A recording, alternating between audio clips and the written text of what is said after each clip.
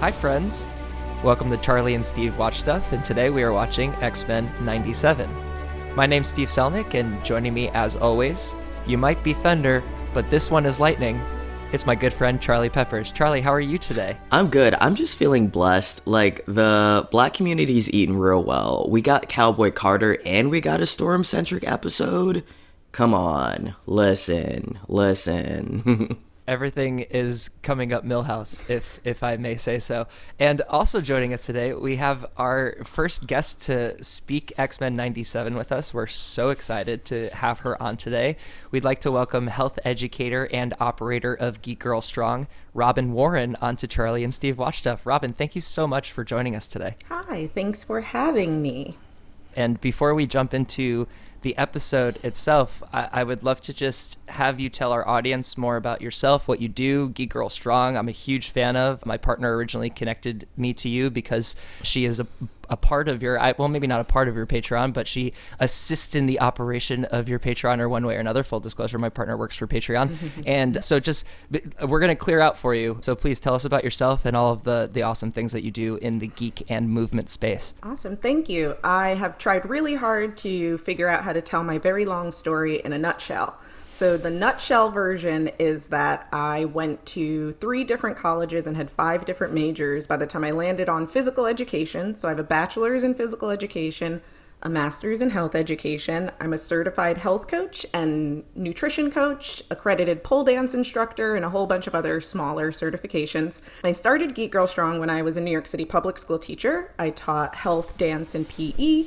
And I was a very unassuming PE teacher. I'm under 5'5". I'm a black woman. There are just a lot of reasons why no one would think that I was like, I don't know, 22 when I started teaching. So super young as well. Wow. And yeah, it was right out of school.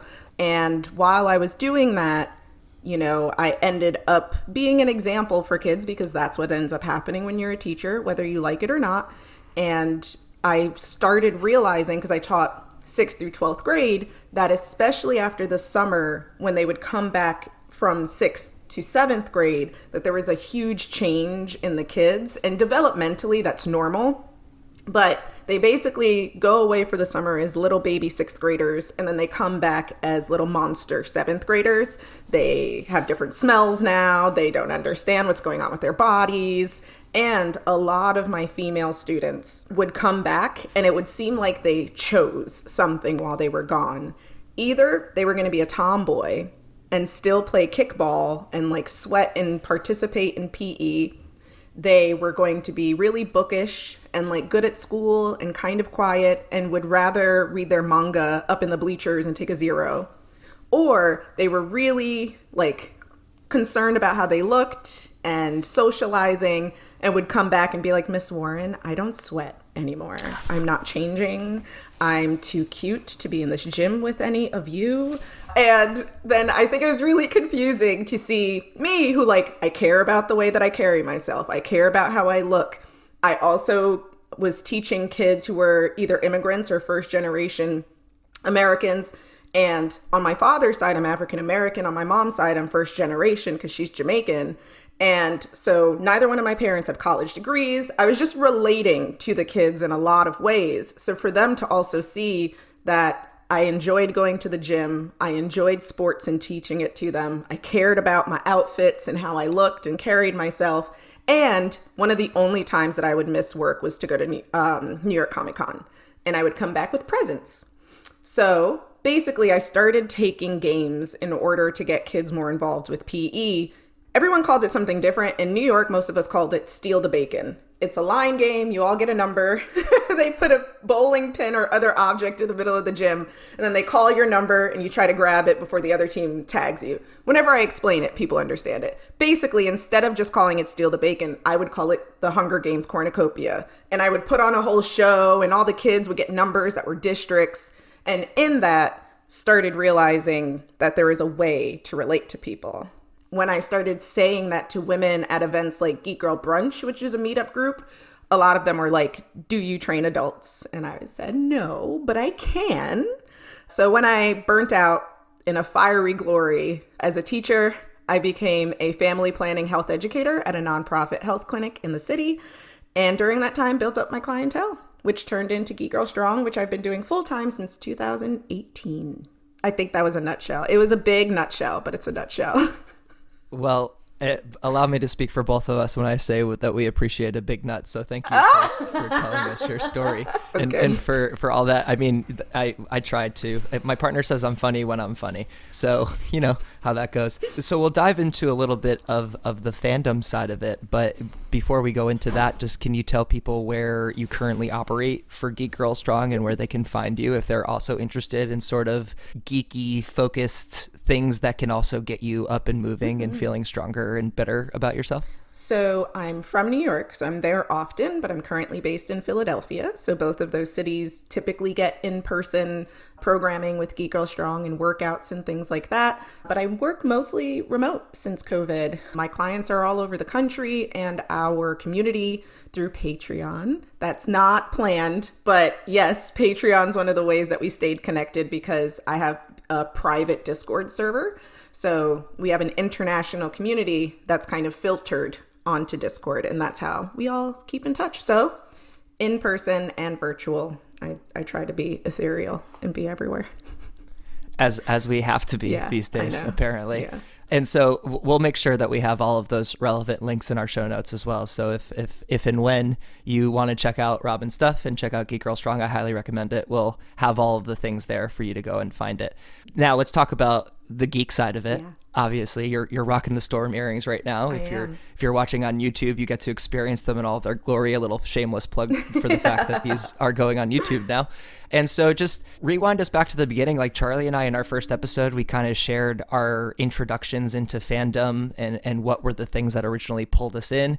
Maybe it's X-Men and Storm, but I just would love to hear about your sort of introduction into fandom. And then, of course, we'll get into the storm of it all, since that's part of the reason why you're joining us today. So yeah, just kind of tell us about how you got to be the geeky powerhouse that you are. Oh, that's a nice compliment. Thank you. I'm getting better at taking compliments. I did not know that I was a nerd growing up, and looking back on it, it's very funny. It's very like, oh, you sweet baby. And it was partially because I was an athlete my entire life. My mom put me in dance from 3 years old. I'm an only child. I think it was partially like, please go do something with children and not us. And then I started soccer at 5. And from there, it was basically like, you can quit whatever you want, but you have to have something else lined up that you're going to be doing. So I did softball. I did track and field. I tried everything. I did theater because they didn't have dance at my public school. And then the theater program was gone. So I became a cheerleader. Like I was just always finding something to do. But during that time, I grew up with a dad who was really into just having the newest technology at home. He grew up as a poor kid in Brooklyn, and I think that was like his thing, right? His like status thing. So I grew up with video games in my house since I can remember. My very first Christmas picture, I'm born in December, so I'm a tiny little meat nugget for my first Christmas. I'm not doing anything. I'm just laying there. My mom is holding me. My dad has his arm around her, and he has a video game gun to my head. So that also explains a lot about my relationship with my dad, but it explains that I can't remember a time without video games in my life. And I think that's kind of the first nerdy thing that I grew up with. But then I also had a mom who really liked watching TV. And when I was younger and she was braiding my hair, which would take hours on end, we would watch Star Trek reruns. So I grew up with The Next Generation and watching that a lot, along with other nerdy programming that I didn't notice.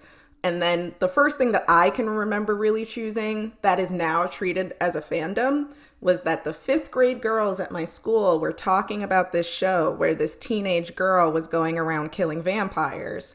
And I was like, I want to watch the show. Okay, I have to chime in. I have to chime in because Buffy the Vampire Slayer is still my favorite. This is like my favorite show of all time. I was watching it with my boyfriend last night. I was like, this is season 6. It's when she gets depressed. I'm gonna need you to pay attention during her struggle. But yeah, I was so into Buffy, and I got into it when I was 8 years old because I remember hearing the promo for it on TV, and I was like, who is this little white woman beating people up? I am here for it. Yes. So So I was fierce. around the same age. I was in elementary school as well. And I went home and told my mom, I was like, the fifth graders are all talking. I was in the fourth grade. I was like, fifth graders are all talking about it. So it has to be cool. I have to watch it. I have to be able to talk to them about it. And it sounds amazing. And she was like, I think you're too young for that. And I was like, what if we just try? Again, only child, different relationship with your parents sometimes.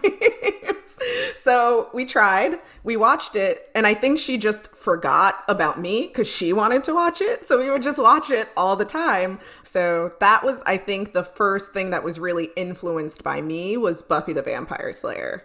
And then it just kind of went from there. I was a kid who would leave as fast as I could from cheerleading practice to go home and play The Sims online. And no one knew, like no one in my school knew that I was running home to do that. And that I was given a credit card when I got to high school that like I could only use after asking my parents. It was like very structured kind of thing, teaching me responsibility. But the like primary purchase on that was The Sims Online, was me asking to be on that. And I now know how nerdy that is because I will say that to people and people will be like, one, you were on the internet already. And two, who was on the internet for The Sims? It was me. I was. Other people kept it to themselves and I was on the World Wide Web very early with The Sims. So yeah. And I appreciate that early adoption. Yeah. And then, you know, the animated series X-Men and like Ninja Turtles and like all of those things that were going on at that time really spoke to me. They were heavily influenced by New York. So the Spider-Man show at the time, all of those things were really in kind of my sphere. And I think kind of had to be if you were into that kind of stuff and growing up in New York, you couldn't really escape it. So I was into all of that. I was into comic books for a little bit and then fell off and dated someone in college who was really into comic books and ended up working at a comic shop near Brooklyn College and got me back into comics. And something that I didn't, since we're just on the topic of fandom, something that I didn't tell you to when I got the email. So we've been trying to make this work and I'm sorry that I've been so busy, but I'm so glad that we ended up doing this episode because you two don't know this. I actually have a Punk Storm tattoo. Yo, yes. That I got when Hell yeah. I was in my early 20s because this particular storyline influenced me so heavily. So I didn't tell you two that, but I'm very excited. Well, amazing. Well, yeah, quickly just like run us through your Storm fandom because I mean, you're the whole thing. And I mean, when I was just scrolling Instagram and I saw you post something about Storm and a light bulb went off and I was like, oh wait, like because we had already had some back and forth about having you on the podcast. So I was like, oh, this would be perfect if we could. It's only a couple weeks away. Like I'm sure you're watching the show. Let's do it. So yeah, just quickly, it doesn't even have to be quickly. Tell us as much as you want about your fandom of Storm specifically, Sure. And then we'll jump into the episode from there. I was definitely one of the little black girls who was like, I am tired of having to relate to characters like Nala. She's very cool. She's not human. She's in Africa, and that's the closest that I've gotten. And like constantly having to relate to characters like that in life. And Storm was one of the main black female characters that you constantly saw in, you know, nerdier animated type stuff. And there were some others, but she spoke to me the most. And I ended up as an adult coming back and reading the LifeDeath storyline. And I don't think that any of this would have hit the same when I was a kid. So I'm kind of glad that I didn't read it as a kid because it's pretty heavy material. And of course, I loved her in the animated series and was just kind of starry-eyed about her as a character. When I was in my late teens and got back into comic books and started reading more about her, I actually realized that we have a lot in common. A lot of people think that she was raised in Africa, but she actually spent her really early childhood in New York with her parents. Her dad is African American. Her mom is an immigrant. Her mom was from a country in Africa, but like I had that same multicultural Black home, and a lot of people don't even think about that as a thing.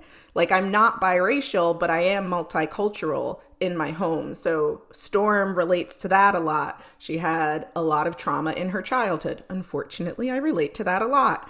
And she talks about her mental illness on the animated series. The original one with her claustrophobia comes up quite a bit, and like early on in the series. For all of those reasons, I just got like super attached to her in a deeper way as an adult than just kind of in the representation way, which is important, but just different when I was younger.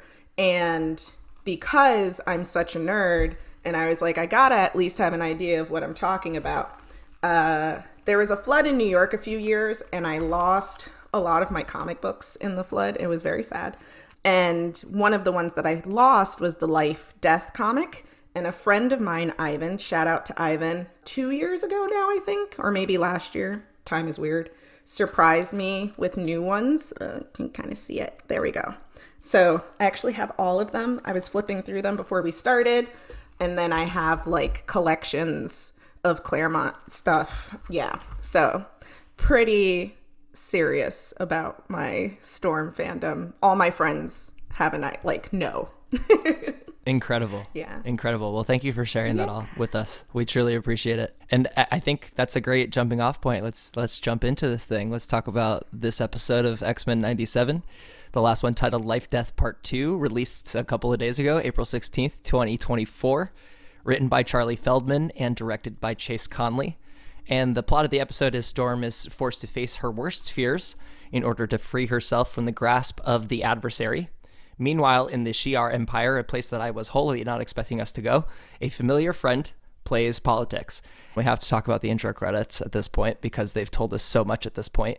The only one I'm going to call out is because I was on a train from New York City to Connecticut when I watched the episode for the first time. I just watched it twice, once for me and then once for the notes. And I did have to hold back screaming out loud for the other two people that were on my very off-peak train going to New Haven. But yeah, really stoked to see Nightcrawler in those opening credits. Obviously, spoilers, we're not going to see him in this episode, but I feel like this is the writing team kind of throwing us a bone after Remember It, being like, okay, so we broke your heart into a million pieces, but now, you know, Nightcrawler's going to be here too. So at least you have that going for you. But Charlie, I want to hand it off to you and let you talk about some of the other, you know, we get the flashes of the scenes, a lot of which have actually happened at this point. So we're kind of taking all of it as foreshadowing at this point. So Charlie, what did you notice in these opening credits that you want to shout out? Well, the first thing is I'm going to pour one out for my handsome boo-boo Gambit because he's no longer in the credits. I was like, aww. So that was good. But I really like that the show is changing their credits because for decades, those opening credits for the X-Men, they stay the same.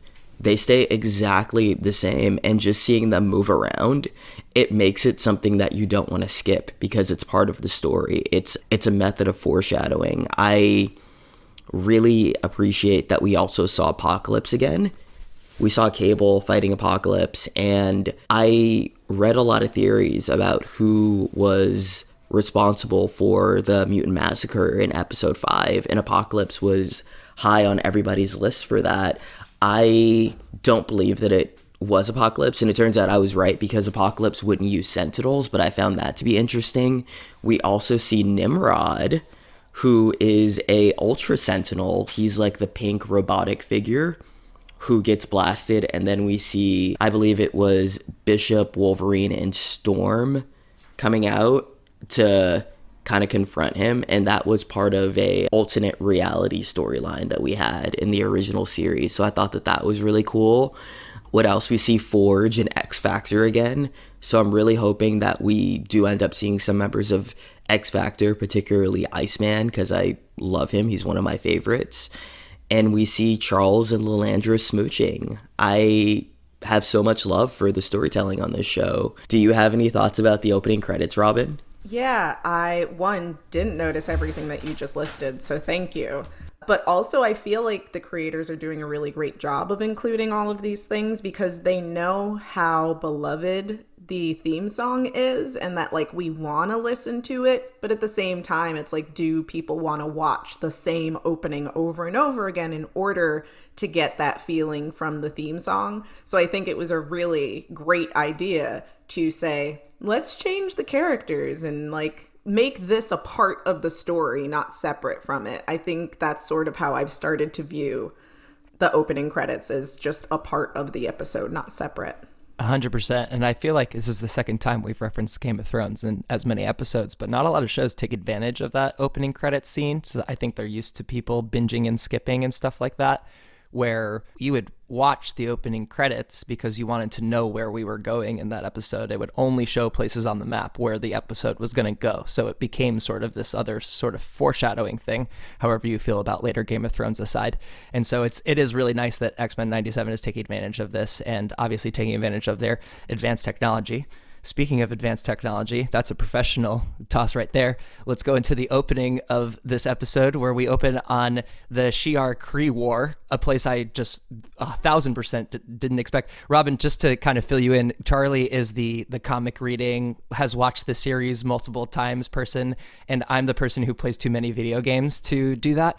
So most of my intake is sort of just my old memories from the 90s and what I do now. So and The Simpsons. Maybe I caught that in another episode. You know a lot about The Simpsons. I may or may not own the first 10 seasons of The Simpsons on DVD, which was... I did want to tell you while I was here, because there was something about like, does anybody care about Bart Simpson anymore? Does anybody relate to I asked that. I want to know. Yeah. I know someone with a Bart Simpson tattoo. So just to make you feel seen.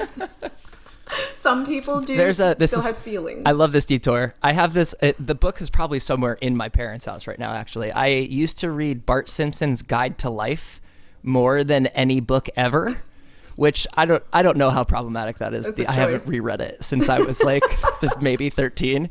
I had the opportunity to meet Matt Groening once. This is such a detour. I worked for G4 back in the day. I got to, like, right before it died, I moved out to LA and I was an intern and then a production assistant on the show, and I got to work their last E3 of existing. And it was the year that Halo 4 was coming out. And so they had this whole experience or whatever, and a lot of VIPs at E3 wanted to do the experience. And I was the person with the clipboard getting the famous people to either be like, yeah, I'll give this to my PR rep, or I'll sign it. And yes, you can use my image and likeness inside of Microsoft's promotional material. And my person that was sending me to go talk to people was like, hey, that's Matt Groening back there. Can you go get his signature? And I'm like, I'm sorry, what? No. And I had met like a lot of amazing people that day, but that was the first time. And he sees me coming at him with the clipboard in my hands, and he just puts out his hand and he goes, hi, I'm Matt Groening. What's your name? And when I tell you, I almost choked on the spot. It was a good one. It was a very good one. Very cute. Him and Aisha Tyler, the MVPs from that day. She was awesome. That is very cool. But anyway, back to the Shi'ar Kree War. Not as smooth of a transition, but we get this amazing epic space fight. Anyone who has any sort of familiarity with the MCU kind of registers that when Deathbird plunges into the ship and starts fighting people, you realize that she's fighting Ronan the Accuser and his Legion of Kree. And you would think that Ronan would put up more of a fight, but he doesn't really at all. The Imperial Guard comes in. We have namely Gladiator, and I missed this one. Charlie called out, we've got Vulcan in there as well, one of Scott Summers' brothers. They don't call that out in this episode, but maybe that's something that we're going to see later. There's one of his three brothers, thank you, and one of two. I guess he is one of three. I understand. Yeah, another only child over here, not understanding how sibling dynamics work. So we get this whole cool fight scene. Gladiator and the rest of the team and Deathbird make quick work of Ronan, and she's speechifying. And all of a sudden she gets interrupted because her sister Lilandra is announcing her engagement to one Charles Xavier, who is alive, if that was a surprise to anybody. I guess they like sort of sell you like he's not alive, but Charlie, you said in the very beginning of our time covering the show, he's like, yeah, he's actually up there. They're doing his thing with him, and he can walk. So that's news. And her sister just kind of goes, well, shit, and then stomps her heel into Ronan's head and kills him, and is like, all right, we're out of here. I thought that was so funny. It's just like, okay, this is not actually what we're doing here. We're going to go off and do this thing. Do you have anything to say about that opening sequence before we head off into the garden conversation between Charles and Lilandra? I just remember her first stepping on him before she kills him. And if you notice, her heel goes into his cheek and it just stays there during the rest of that scene. Like, she's just stepping on him with her heel in his head and he's bleeding. And no one says anything about it. It was just all very interesting. Deathbird does a lot. I remember the Deathbird action figure from when I was a little boy, and I remember it being so fierce and just thinking, because one thing that I love about my dad is that he was like, no, they're not dolls. They're female action figures. And you should be able to complete the set with them. But also, I manipulated them into getting me a Charlie's Angels doll as well with Cameron Diaz, just because I was like, you know what? This is also an action figure. It's just a different sort of plastic, so let me have it. One thing that I want to double click on from that fight scene is that Gladiator has a very interesting power set. He's pretty much Superman, but his power level is dependent upon his confidence in himself. So if he's super confident, then he's super powerful. But if somebody is able to get him inside of his head, or if he has imposter syndrome, which I want to get to later on in this episode because I feel that's something Storm has, his powers suffer. The writer in me almost wanted that to be a compliment to what Storm was going through in the episode, as well as what Charles was going on, because I think he's just a very fascinating character. I didn't know that about him. That is really interesting. Me neither. Yeah, that's cool. We have sort of almost like a download conversation between Charles and Lilandra in this garden, where he thinks he's like, hopefully I've done enough to satiate whatever weird rituals going on here. And I skipped over this in the notes, but everyone seems pretty dubious of this announcement. There was no one, like, even in the crowd that was like, yeah, this is great for everything that's happening here. We totally want this. And Charles is saying things like, maybe we could go to Earth and hang out there. Like, I'd love to maybe, like, you could tell that he's like, okay, yeah, I'm healthy now. Like, maybe I can, like, there's a whole Earth back there that I think I've left in a good place, but I just miss it and stuff like that. And we start to also get the seeds of what he's going to talk about later, where Charles is going to be important to the re-education of the Kree once they've been crushed, as the words that she literally says out loud, and he gets to play this veil of Peacemaker, and we also get the opportunity to see that this armor that he's wearing is the only reason why he can walk. So this is just some sort of Shi'ar technology, along with all of the technology that healed him from his almost being killed before at the end of the animated series. And then we're back with the Adversary now. Charlie, I know you had something you wanted to say about how surprised you were by this scene. Do you want to kind of elaborate on that? I think that Charles was just so willing to acquiesce. I wish that the episode were almost a little flipped. I wish we would have started with Deathbird dropping in and saying, you have to scrub all of your memories of Earth and your X-Men, and that was what Charles was struggling with the entire episode, just so that he could match Storm in trying to rediscover his personhood. Because I felt like structurally, the episode, it felt a little busy with all of the space opera of it all. I really, not that I didn't appreciate it, I think that if they were going to do that, it should have been its own episode. Not stepping on my girl Storm, not doing that. She had to share with Jubilee, and now this? Come on, y'all. I just thought a little bit too much was happening, and I think that there was a cleaner way for us to do it. Robyn, did you feel the same? Yeah, because especially as someone who was really into the source material, so to speak, right?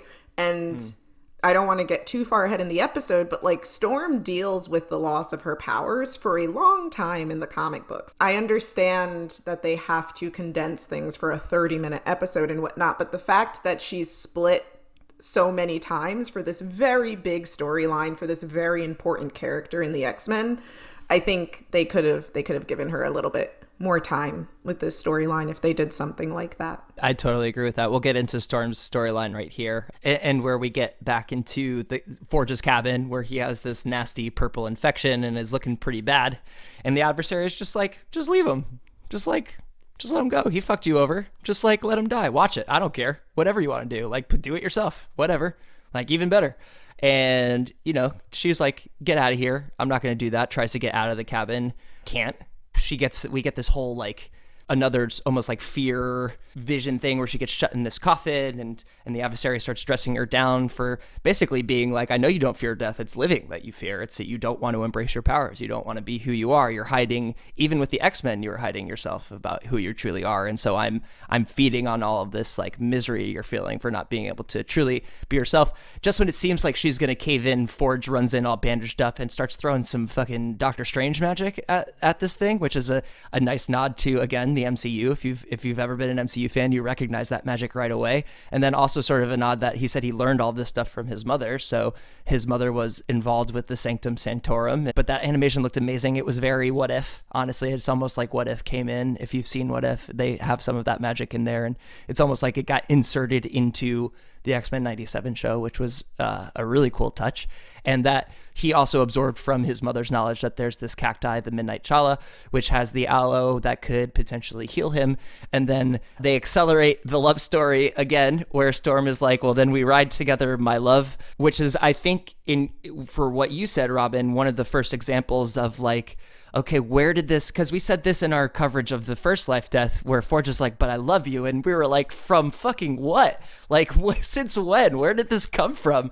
And so I feel like that's one of a couple of things that were maybe condensed in a like, okay, this is just what it is. And you're going to have to be okay with that time has passed and we're not explaining it sort of thing. Do you agree with that? There were a lot of nods to like, and I think they're doing that overall, right? Like every story that they're taking from the comics, there are so many really thoughtful nods to the original story.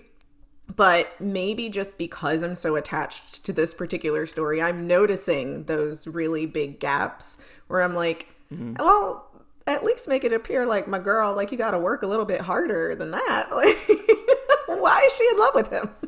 And, you know, I saw online someone talking about the choice in her costuming is something that she wears in the comics, but something that you don't realize is that she first takes a dress, this like pink, really pretty, sexy dress, and puts it on and comes out, and Forge is like, you know, jaw drop, thinks she's gorgeous. And that's the first time that you really see them have this like sexual tension romantic moment in the comic.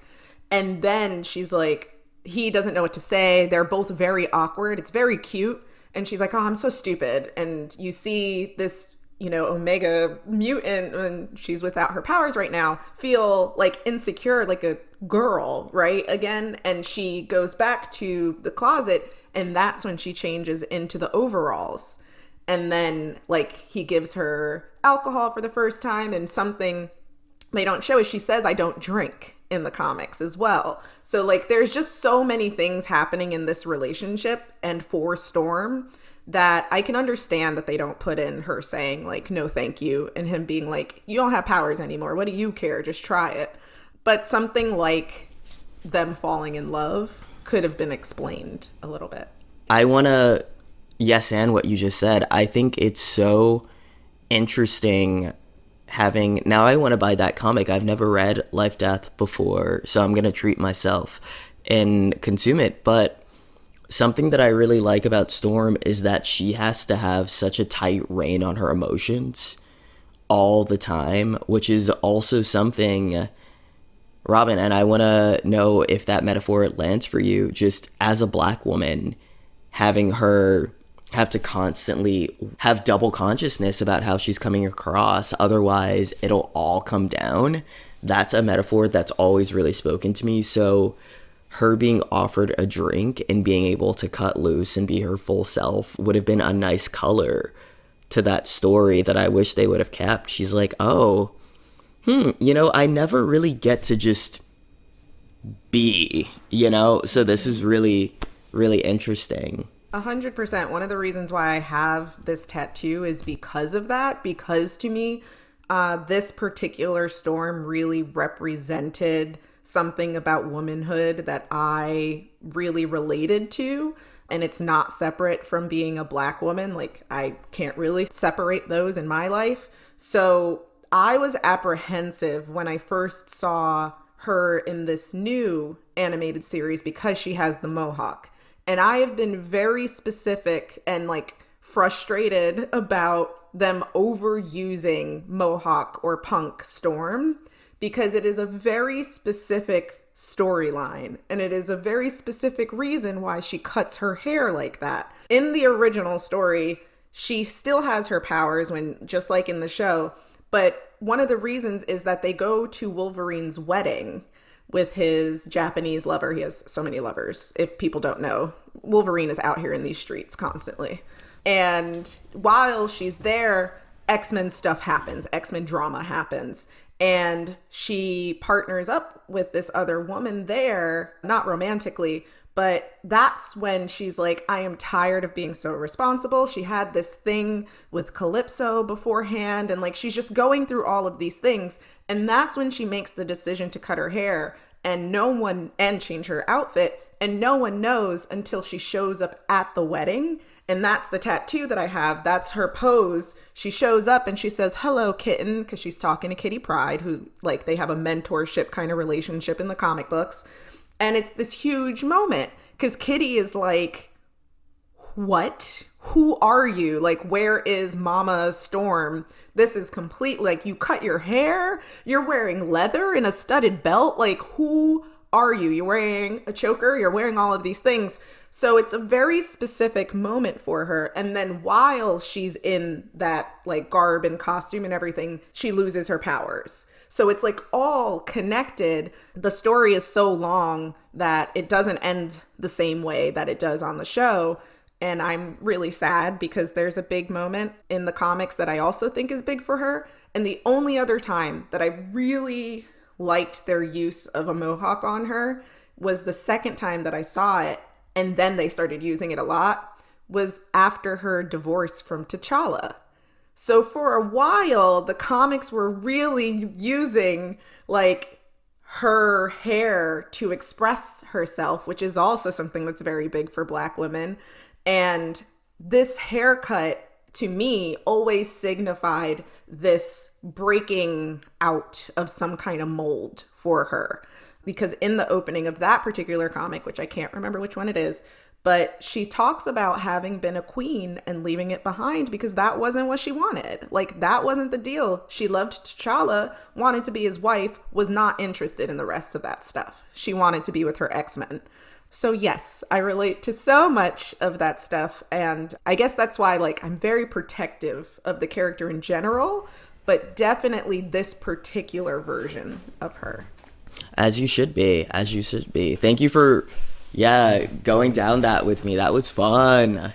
Oh, this is the fact that you all ended up asking me on for this particular thing. I was like, I don't have to like watch anything I'm not already watching. I don't have to study anything. I have to flip through some comics to refresh my mind. But this is one of those things that people can get me talking like at a bar, at a party, in the comic shop, on the convention floor. Like, I will talk about this particular thing anywhere. Well, we're incredibly here for it. So thank you for sharing so willingly.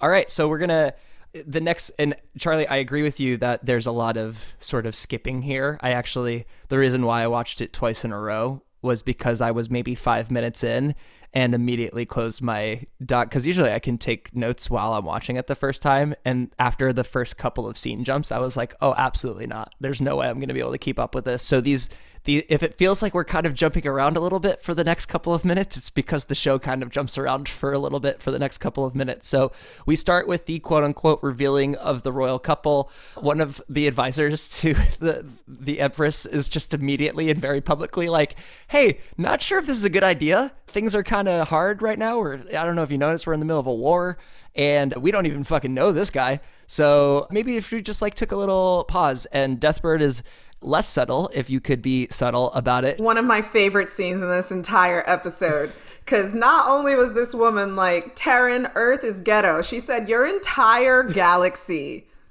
the whole thing, the entire Milky Way. The Milky Way ghetto. The Milky Way ghetto. I was just like, see, this is why I ended up reading Marvel comic books. It was moments like this that roped me in. Yeah. Where you realize that Greenwich, Connecticut is actually the Shi'ar Empire. Yeah, 100%. Deathbird invokes the right of Mdasha, which requires a non-Shi'ar to complete a challenge of their choice to essentially be considered worthy of marrying a royal. And Charles is like, yeah, you got it. What do you got for me? I can do whatever. And this is honestly really smart. Renounce Earth and all of your memories of it, including your X-Men. That's the only way we're going to trust you, that you're just about the Shi'ar and that you're not just trying to like get us aligned with Earth when the time comes.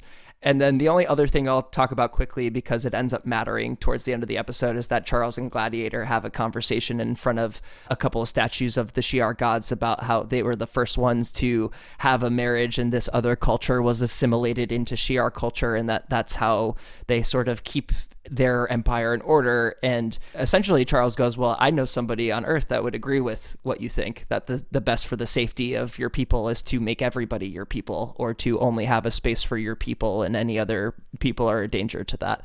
And it seems like Charles is going to go the other direction and be like, no, I can't do this. I got to go back to my X-Men and stuff like that. But Lilandra just kind of like bats her eyes at him, and he's like, okay, I guess I can try. You're bringing me out like I'm your pet and I don't hate it, or something like that. I was like, Charles, excuse me.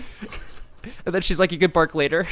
I mean, y'all said, Charles, excuse me, but in my notes, I just wrote, "Ay." But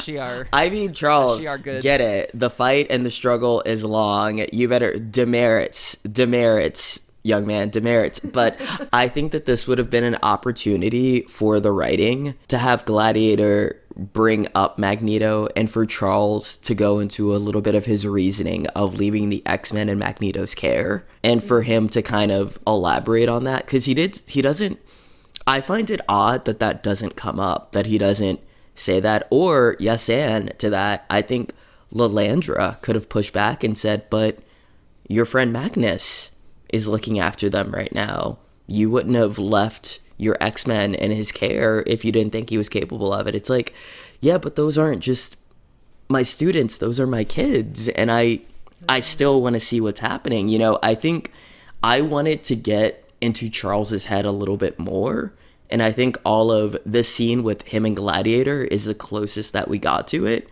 but all of the politicking kind of made it a little congested for me. I think that's what I didn't think about, her at least using that as a reason to keep her man where he is, right? And being like, didn't you set them up? You set them up. They're fine. Don't worry about them. It's a really good point. Yeah, that's a good call. And before we get to the actual right of Mdasha that happens, we get another quick scene with Storm and Forge getting to Snowstick Tower, where the cacti are living, and they have an incredibly casual conversation about each other and how they feel about each other, and about the fact that they were both miserable and did things because they were miserable, and they seem to reconcile here. And then the show reminds us that, oh yeah, Forge is fucking dying, so we should maybe like go get that cactus for him. And then we kick back over to the Shi'ar Empire. I will say that they reference her claustrophobia a tiny bit by him pointing to him saying like, hey, it's a small space, that's why I wanted to come with you. So I think that was a little bit of an Easter egg kind of thing for people who know the character really well and remember the old series, but it was nice for them to give like at least a little nod to something that this powerful woman struggles with. Yes, I really like that moment. That's where I bought their love story the most, because they've had intimate conversations like that. That's not something she would tell somebody that she didn't feel safe with. So that was a really nice couple, or like something you would tell a partner or somebody that you're really tight with. So I really enjoyed that detail as well. And I think it also further explained why she would have been in the casket, freaking out in the very particular way that she was freaking out and being like, let me out. I thought that was really great for them to explain that a little bit as well, if you knew what to look for. We kick back into space real quick, and Charles is having Lilandra hold her hands up to his head because she's the only one powerful enough to do the psychic pull of the memories out. And he's like, yeah, I'll renounce Earth and my memories. But when we get to the X-Men, he hesitates, and he hesitates for like just enough of a fraction of a second that Deathbird decides to stage an entire coup. And it's just basically like, this guy's never going to forget his X-Men. I should be the one who rules this empire. And Lilandro's like, this is sedition. This is a traitor. Like, arrest her right now. And you get this moment where you see Gladiator kind of looking back and forth between the two of them, and you're legitimately not sure which way he's going to go. And then he jumps in front of Deathbird as she tries to attack her sister and punches her out of the way. And really hard, by the way. I was like, damn, really Gladiator. Chill. Protecting his queen. Did they choose Lilandra to do it because she was the most powerful or because it was the most messed up? Because I read it as her sister choosing her because it was the most messed up version of that. They seem to not disagree that she was also the only one who could do it, but that is like, it probably would be better if it was you, right? Because then it's the collective effort. Yeah. And so Charles is like, this is not what I wanted. He was giving Principal and Mean Girls being like, oh hell no, I didn't come back from a tour for this shit. All junior girls report to the gymnasium immediately. Yeah, it was giving that. He basically uses his vast psychic power to place everyone in the astral plane. They're all stuck in a classroom. He's got the apple. It's honestly one of the coolest Xavier moments, an iconic sort of pose for him. And we get classes in session. It's time to educate you people on coexistence. But before we do that, because we can't stay on the same scene for more than 2 minutes, we're back in Storm, crawling up a very claustrophobic feeling mine shaft. The adversary is back somehow, cooing and clawing her way up the tunnel, talking her shit as she does. She offers Storm saving from herself, and it kind of clicks for her that the last thing that was holding her back is her lack of, embracing who she is and not worrying about that public persona or the fear or whatever that's going to come for her. And the adversary is like, no, believe the lie. Like you believe that you'll make humanity safer by not being yourself, and like resist the thunder that will come for you just existing. And she says here, listen, my girl came in hot like she was the spoken word part of Beyonce's Flawless. The way that she just snatched all of the edges off of this script, and just, I think my rating for this episode went up to what it was just because of the way that Allison ate this part of the script. The scene cut to black and she said, no, not a daydream. And then we go to her just pushing the rocks apart. I felt something. I got a little emotional. That was so powerful. And that was just, I think if people didn't go into this cartoon being fans of Storm, they're leaving as fans of Storm, because you just get what she is about in that moment of her just being like, you know what, I am Storm, I'm gonna take my power back. And I'm also so tired of making myself small for all of y'all. Yes, I was tired, and that's why I got in my head, but then we get this Man of Steel moment for her where she just is flying and she has the outfit on. Robyn, question for you. With this outfit change, I find it very interesting that they picked Storm's debut outfit for the outfit that she's getting revamped for. Is that the outfit you would have picked, or would you have gone with something different? I was surprised. It's not that I don't like that outfit, and it is one of the images that comes up in my mind when I think of her, right? But I was surprised, and I was surprised by this scene in general. It's interesting because this also influenced my rating of it, but possibly in the other direction. And it's not because I don't absolutely love that she got her powers back. I think I do lean more towards the other costumes that she has than the very first one that comic book illustrators put her in very early on. So you can imagine it's pretty small. She's wearing high heel boots. What you gonna do in that? I mean, she flies, so I guess she's fine with like fighting people in those or whatever. It wouldn't have been my first choice. But now that we've said this part of the episode, what I've been biting my tongue about is that one of the huge reasons why I like this storyline, and I have a little bit more empathy for Scott now that I'm in my mid-30s. I feel like I understand Cyclops a little bit more than I did when I was younger. He's always having a bad day. Well-documented Cyclops haters over here. Yeah. Just me, honestly. I'm not a huge fan of him, but I have a lot of empathy now that I'm in my mid-30s and people annoy me and I'm just trying my best and I'm always having a bad day.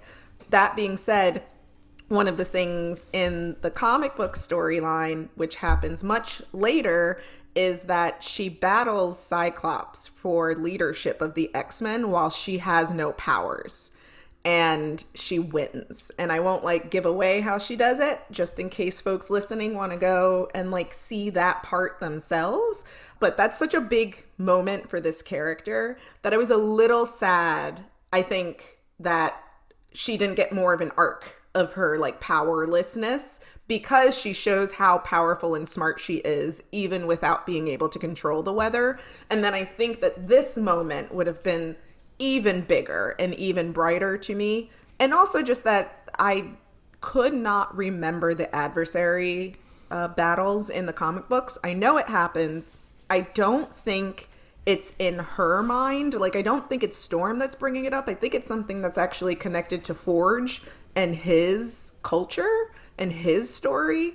So I think all of that, I was just kind of like, wait, this is good. But like, can we wait a minute? Can we give her a little bit more of a story? And then, yeah, Charlie, I think that you're right. I don't know if that was the most empowering costume choice after such a big moment. Yeah, it also, yes, and it's not the most empowering. It's also not the most practical. But then again, Psylocke is one of my favorite characters. And I can't say shit because that What are those is strappy really, things? They're I hot, know, but what are they? I know. I'm like, how do you put that on? Also, how do you quickly get into that? It just seems like it's painted on.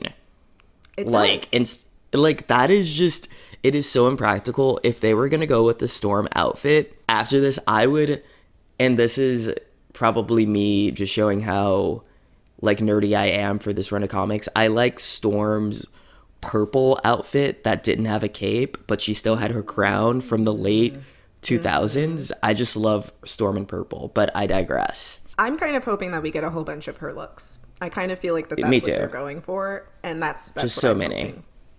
Absolutely. Yeah, she has a lot. Yeah. I'd be here for that for sure. I just want to shout out in that moment. My favorite little bit of that was when she's looking into the water as she's flying and you see the reflection of her face and you just see her smirk get a little bit bigger because she's back where she wants to be. And then she taking up as much space as you want. Her performance there literally goes into space. Yeah. You see it from a satellite. So that's pretty damn cool. And she's taking up all the space. I don't know that I've ever seen her do that outside of getting... This is a whole other storyline outside of her having some of Thor's powers and hammer and things that happen in a completely different storyline. I don't think I've ever seen her fly that high. And I feel like that is a really awesome, like, symbolic thing. I think this is going to be something that Steve nerds out about once we mention what we're talking about. Okay. All right, so, Robyn, are you referencing DC versus Marvel when Storm and Wonder Woman fight each other and Storm wins and then Storm picks up Thor's hammer and she's worthy and you just see her? Yeah, I remember that from when I was a kid. That was a really badass moment. Steve, that we got to find you that comic book. It's so cool. I need to read comics. That's worth a read. Yeah. It's just like comic book cool. Like there's no real other reason. It's not like, I guess it is deep, but it's also just cool. It's the stuff nerdy dreams are made of, for sure. But it just closes with, as Charlie called in our last episode covering it, they're essentially like, what do we do? Do we go on a honeymoon? Because remember, we're in love, I guess. And Storm turns on the TV and you get the news broadcast that we see at the end of Remember It, just basically being like the attack has gone down on Genosha, which means that Storm is going to be probably coming back into the X-Men fold, maybe with Forge as well, if we're going to get some X-Factor in there. I mean, I would assume that if Forge comes back with her, him and Wolverine are going to know each other because we see Wolverine in those X-Factor opening scenes. Charlie, do you agree with that? Maybe Forge will come back with her. I'm here for more X-Men. I really like that the roster is changing. So I think it could definitely add something. Mm-hmm. I think it would be silly of Storm not to bring Forge back with her, given what his gift is. I think that he can definitely fix or come up with a lot of tools to help them maneuver what they're maneuvering through. Also, to go back to what you said, Robyn, I think we could still get that storyline of Storm challenging Cyclops' leadership because Cyclops was really out of pocket on TV in the last episode, and I could see there being some friction and her challenging his leadership, which you've never seen them butt heads in the cartoon ever. So that would be juicy. That's a very good point. I didn't think about her like watching TV and seeing, she's like, y'all don't have it together. Mama needs to come home, I guess. You guys are falling apart over there. And we also got an opening credits scene of the animated series when Storm fights Callisto for leadership of the Morlocks as well. So, and that never really came to fruition other than us seeing Morlocks in the show. So we don't know if that's going to be maybe something that's foreshadowing for Storm fighting for leadership. Yeah, she does that when she has, I think right before she cuts her mohawk hairstyle. That's her storyline. So I don't know if they're like trying to show that it already happened, that it's a memory, or that they're going to like weave it in somehow. Well, Robyn, do you have any final, and we'll obviously get into overall thoughts of the episode, but do you just want to put any like capping thoughts on this Life, Death, Storm saga before we head into the finale of the episode? I left unsatisfied, but I think it's because of what the three of us have been talking about, which is that it could have used more time. Like, just a lot of it was cut out. And I think, like, between skipping things between her and Forge and making us figure it out, which I think is partially just because this is an all ages kind of show, right? Like, they're not necessarily going to lean into romantic, physical relationships in the same way that Marvel was at the time that the story came out. But this is probably my favorite representation of Storm in a very long time. So I'm not mad. Like, maybe I just wanted more. That's all. Yeah, this was amazing. I really liked this moment because the Fox movies have pretty much treated our girl like a glorified party fog machine. Like, they're like, oh, Storm, make it rain. Okay, you know, like, it's just so, I'm offended on her behalf, but I love that she just got to leave on her own terms. She's coming back on her own terms. We're seeing how strong she is. I think I was already a fan of Storm, and I'm excited for people who weren't fans of hers to really just see what we love about her. Because she's amazing. I'm glad that they're giving her this much space, and I think it can only get better from here. I think you're right. Whenever people are doing fan casts of her, I'm like, no one, leave her alone, because you guys don't know how to respect her and this character. You don't deserve her. Stop casting her. But the animated series has done great. The animated series has done well. Can we also talk about the fact that I love Halle Berry? I love her so much. She's one of my favorites. Like, I love following her on social media. But the way that they gave this woman an accent in the first movie, then dropped it. It's like, at least I've chosen a side. It's so bad. Logan, fight with us. Join the X-Men. It was so bad. It was so bad. And speaking of like black women expressing themselves through their hairstyles, they did her so dirty in those movies. They had the flippy hair thing of the early aughts. I was like, there's no way that Storm is choosing that hairstyle. Yeah, in X2, it looked like she was trying to find the manager yesterday. That's what it was given. Yes. I was like, damn, not you sending everything back to the kitchen for the sequel. It was I could not. I was gagging. And then I think they had her with like a really short haircut that I think that they were like, we can't give Halle Berry a mohawk, so we're just gonna like give her the pointy thing kind of situation.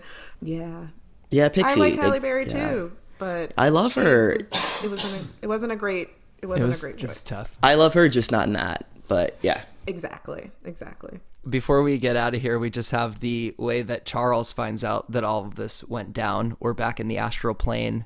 And Charles is giving this, honestly, like this beautiful education of how their empire is essentially a snake oil racket, how they kneecap other cultures and then tell them that they're making them better by making them assimilate into their culture and making everything homogenous. And it felt really just real, and maybe it's going to be the point where people are like, oh, X-Men got too woke in my face. but it's actually something that you need to, like, if you're reacting like that, you probably should listen to it a couple more times and read the script and stuff like that.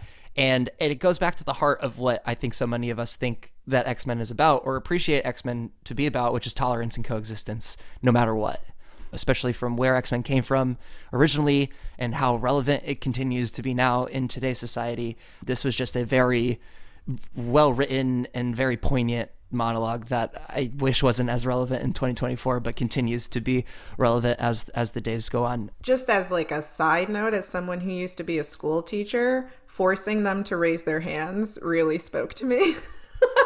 Yeah, right. Not if the you point. could just use your psychic powers to sit their asses back down and actually make them, if you could put an apple in their mouths to if they speak out of turn, if that was allowed. Certain students, absolutely. And especially one that called my galaxy ghetto. Like, all right, kid, we'll see about that. We'll see how ghetto I can be. She got her apple. Exactly. She did get her apple, for sure. But also, she was listening. She was listening, though. She was.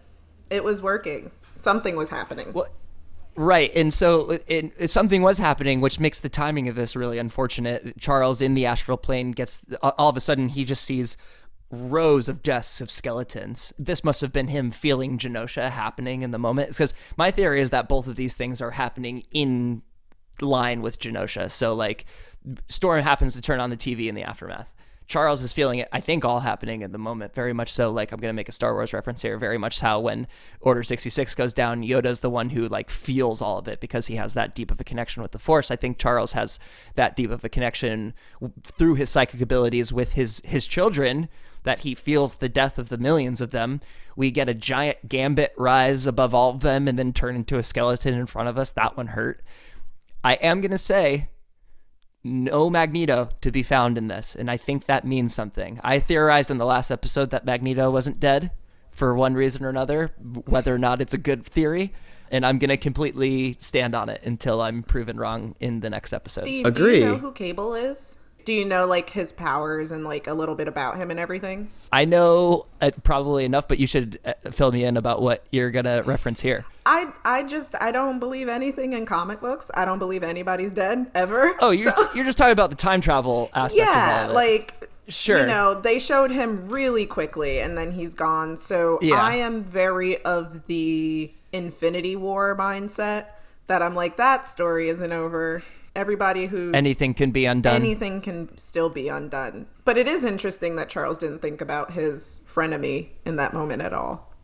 No, his ex-partner. So many layers there, but I digress. I think that him seeing Gambit as a skeleton might have been foreshadowing the fact that Apocalypse uses Gambit as the Horseman of Death in some storylines, and I thought that was maybe is that why we're seeing Apocalypse? I don't know. I do appreciate that there are still lots of webs to unweave through all of this, and that we still have 4 more episodes to do it. So we get into sort of, we come out of this psychic vision, and Charles is like, I gotta go. Like, something happened, like the worst has happened, something that I never thought would imaginable has happened. Like, I can't stay here. I gotta go.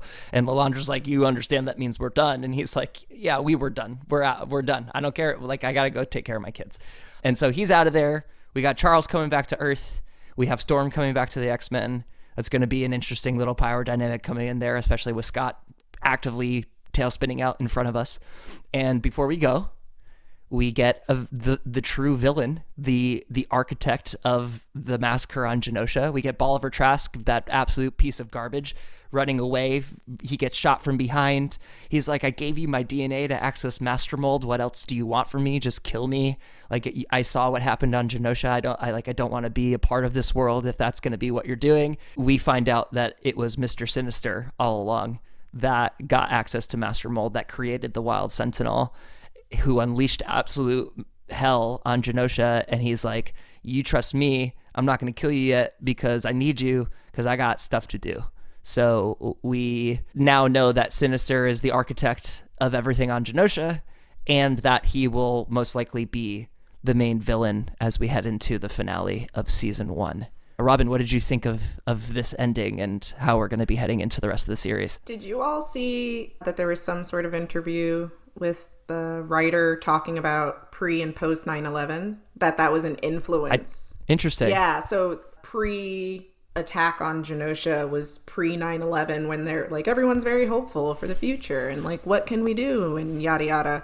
And that afterwards, the realizing how unsafe you are feeling was a theme that they thought about. And I mean, we were talking about earlier about being kids from New York who went to school in Manhattan. 9/11 was the second day of the 8th grade for me on West 14th Street, Whoa. which, for those of you who don't know geography, is not far from the World Trade Center site in terms of something really big happening, right? So something that I also thought was interesting, which is sort of an aside, is that the expressions and the way that all of the X-Men have taken in the information while watching it on TV, I think you can really see the influence of all of us who have had experiences of watching something catastrophic happening to people that you know or that is very close to home for you. So I thought that the way that they ended it was fine. Like, I was like, okay, yeah, it was just one of those things where it's like, all of this makes sense to me moments, and that I think that the buildup was appropriate. Yeah, I saw the pre-post 9/11 thing that Bodemayo said. I thought that was great. Also, he mentioned that the Pulse nightclub shooting was a huge influence for Genosha, and drawing from how that had an impact on how he, as a gay man of color, saw the world. I thought, yeah, when I was watching the massacre in last week's episode, not this week's episode, I definitely felt that. I was so scared for them. And for me to be scared for superheroes, that is an accomplishment. That is something that Marvel has never made me feel before. They've definitely never made me feel that in the MCU films. I felt worried about their characters before, but I've never been in a situation where I just thought all of them were going to get, like, assassinated in like a very real world like setting. You know, I don't think the MCU has ever evoked that for me the way that it did here. And what do you think about the reveal as Sinister as like our main villain moving forward? I underwhelmed. Mr. Sinister's so annoying. I just find him so fucking annoying. What would you have wanted it to be? I don't know. Like, do you think if it was Apocalypse, like, because I know that the villain roster, like the big villain roster for the X-Men is not necessarily a deep one. I wanted it to be a human. I really wanted it to be a human because it being a human hits the metaphor in such a way more satisfying. I wanted it to be a human backed by an Apocalypse-like figure. Yeah, backed by the government. Okay. You know, like, if they're backed by the government, but, like, they're being influenced by Apocalypse. So, but I will say one thing that I found very interesting is that Bolivar Trask seemed a little guilty. He was like, oh my God, I don't remember particularly what he said, but he seemed a little disgusted with himself, which I found to be fascinating. That was my favorite part of it. But Mr. Sinister can sit down somewhere with his pointy ass teeth. I'm just so tired of him and his obsession with the Summers family. Leave those white people alone. I'm so tired of him. That might be why the Adversary storyline didn't really, like, I didn't like it that much, because it felt so similar to Sinister. Like, it's the same type of thing that they're doing to people, right? And I was just like, okay. This is fine. This will do.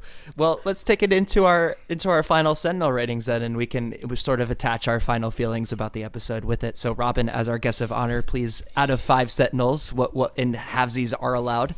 Honestly, I think someone did like 0.4 once. I didn't even bother trying to put that into the graphic. But out of 5 Sentinels, what would you rank the episode Life Death Part 2? I would give it a 3.5 out of 5. I think it would have been higher if the Storm storyline was fleshed out a little bit more, and if we weren't splitting her story with other characters, because I agree with what was said earlier. The Xavier storyline could have been a whole episode or most of an episode and flashing back to Earth here and there kind of thing, right? So I think that that's the biggest reason. I liked watching it. I enjoyed it. But I think it's also because the previous episode made me feel so much that having this come right after it might have hit differently if some of the changes we spoke about happened, and maybe if it wasn't right after crying because of Rogue's line. Yeah. Just sadness.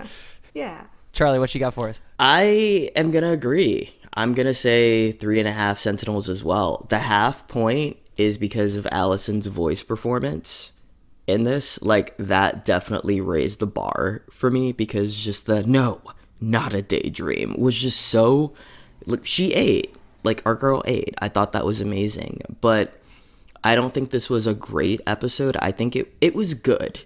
I don't think that it wasn't okay. It was a good episode, but what kept it from being great was just the back and forth. Like, we literally, in one episode, this is how disjointed it felt.